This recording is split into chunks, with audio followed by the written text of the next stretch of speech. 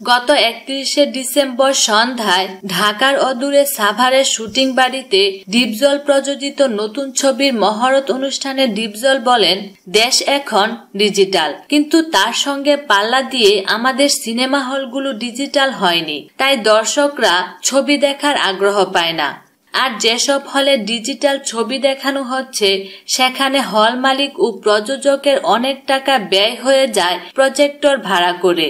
আমি সিদ্ধান্ত নিয়েছি এই সমস্যা দূর করতে কিছু কাজ করব। প্রাথমিকভাবে 150টি সিনেমা হলে ডিজিটাল মেশিন বসাবো।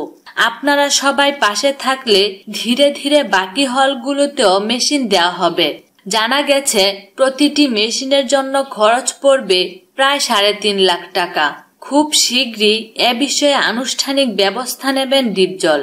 অনুষ্ঠানে তিনি আরো বলেন, আমি নানা কারণে সিনেমা থেকে দূরে ছিলাম, কিন্তু আমার মেয়ে উলিজা ও চলচ্চিত্রের অনেক কাছের মানুষদের উৎসাহে আবারও ফিল্মে এসেছি।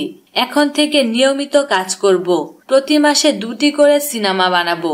বিনোদন জগতের নিত্য নতুন খবরাখবর জানতে আমাদের চ্যানেলটিতে সাবস্ক্রাইব করার জন্য আপনাকে আন্তরিক ধন্যবাদ।